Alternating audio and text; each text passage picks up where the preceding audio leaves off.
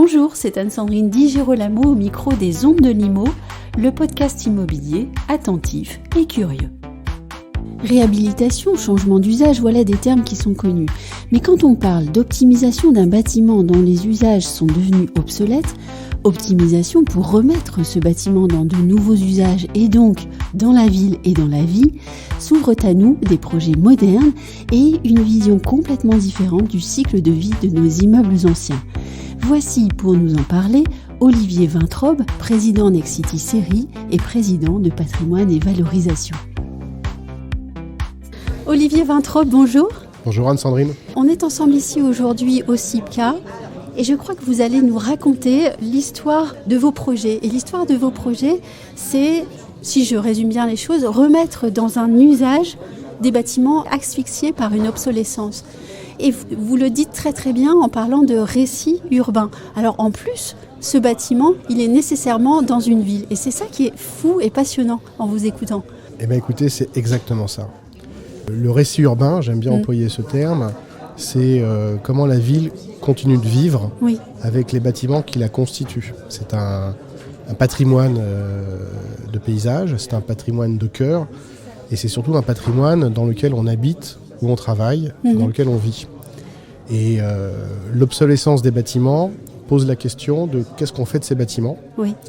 Et c'est là que notre philosophie, en tout cas chez Nexity, c'est de se dire on va les réutiliser, on va leur redonner l'âme d'un nouvel usage et de les repenser pour réutiliser finalement le bâtiment. Et réutiliser le bâtiment, c'est réutiliser les matériaux qui le composent. Donc c'est s'inscrire également dans une trajectoire d'économie de CO2. On est ici au CIPCA, on sait de quoi on parle. Et pas forcément avec du bois. Alors on peut faire du bois. On parlera, je pense, de carrés invalides où on a également utilisé le bois. Mais c'est avant tout une démarche de bon sens et une démarche extrêmement économe en carbone. Et ce bâtiment qu'on cherche, peut-être que parfois on veut revaloriser parce que c'est un élément historique ou c'est un élément de notre culture, de notre histoire. Et bien finalement, vous dépassez ça et vous dites il faut absolument que ce bâtiment se réadapte aux usages et à des usages de maintenant. Tout à fait. Et il trouve toute sa modernité par le fait d'assumer que les logements seront atypiques. On ne va pas essayer de refaire les mêmes logements que dans du neuf. On ne va pas retrouver les mêmes logements que dans l'ancien, parce que de toute façon, ce n'était pas des logements, ça peut être des bureaux qu'on doit transformer. Et donc, il faut qu'il y ait énormément de créativité et de subtilité pour conférer à ces logements les usages dont on a besoin, mais également des usages modernes, puisque c'est des logements qui peuvent être un peu plus grands. On a souvent des plateaux. On peut y télétravailler plus facilement. On peut peut-être avoir des espaces pour les enfants. Ce qui est difficile à faire dans le neuf, finalement, on peut le faire dans des bureaux qui sont transformés. Et ce qui est aussi très intéressant dans votre discours, c'est que vous filez la métaphore, en fait. Vous parlez de récit urbain. Et puis ensuite, vous me dites, il y a une écriture programmatique. Alors, expliquez-nous. L'écriture programmatique, c'est un peu c'est le diagnostic du médecin. C'est d'aller ausculter le bâtiment, parfois avec les mains, ça peut arriver. Certains bâtiments, on tape sur les murs.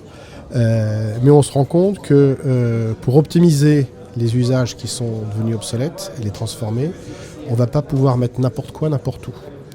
Et c'est finalement en croisant ce diagnostic avec des besoins qui sont présents sur un territoire, besoins de logement social, étudiants, commerce, crèche, bureaux à partager, qu'on se dit que finalement ces parties du bâtiment peuvent héberger dans leur transformation ces usages-là de manière mixte et faire un bâtiment mixte.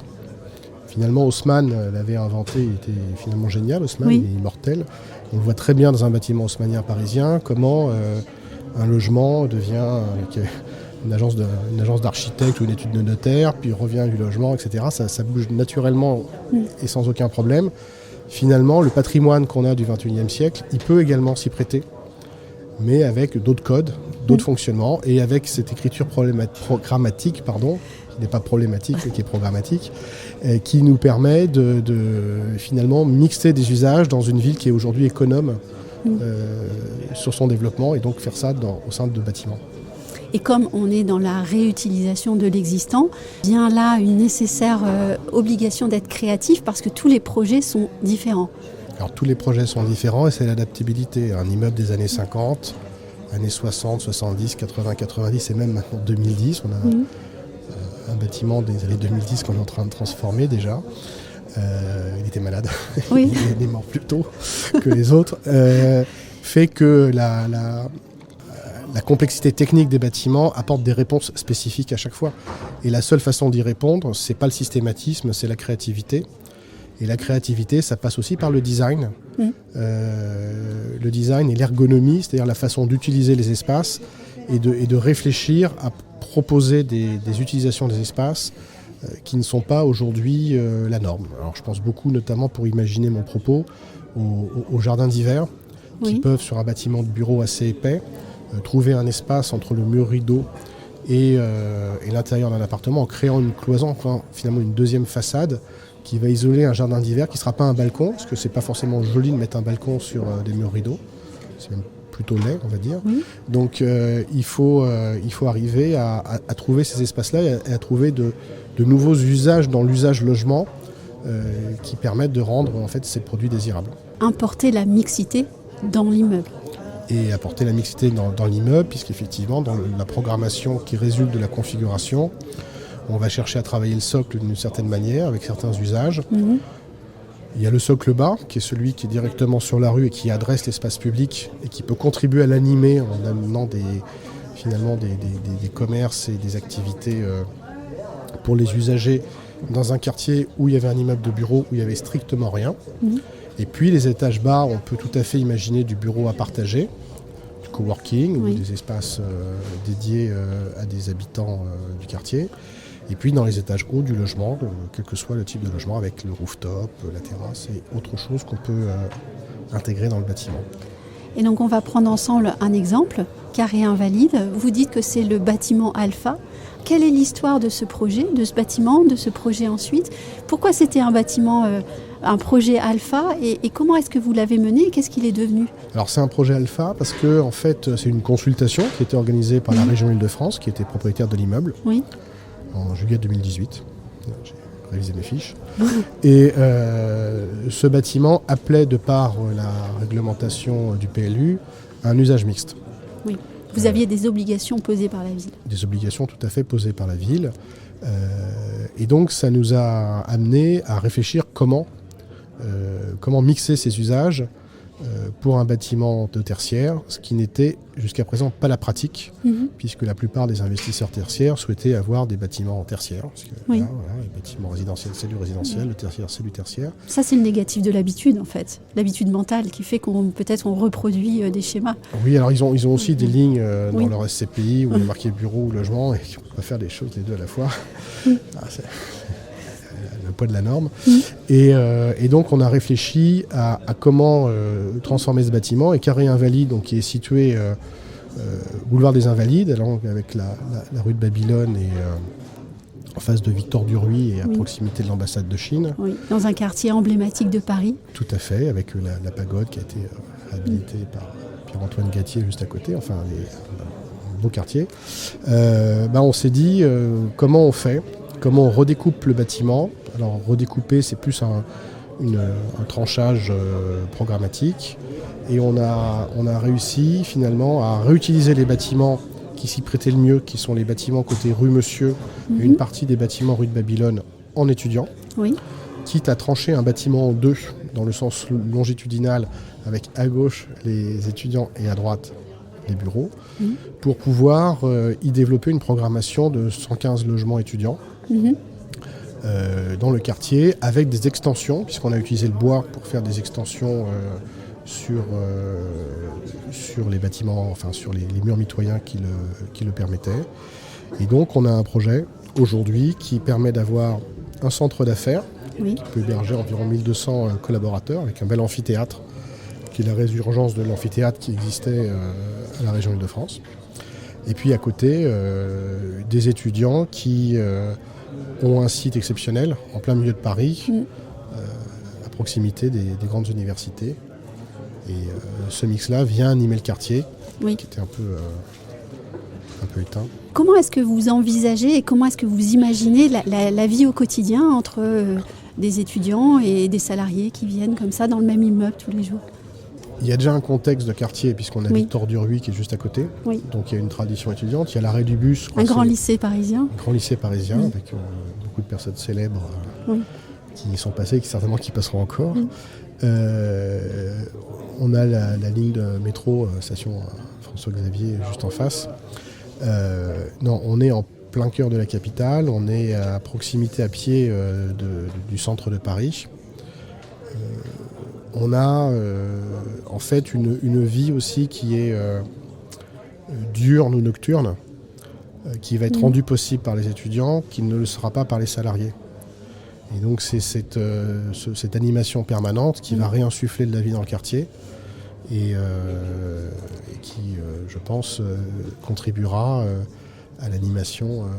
Et qui donne tout son sens à l'idée de la mixité en fait sur le bâtiment. C'est vraiment ça. Puisque finalement, si c'est matérialisé par jour, nuit, en étant très schématique, c'est beau. En fait, la mixité, c'est avoir un bâtiment comme un équipement, enfin un bâtiment qui permette d'adresser en permanence des gens.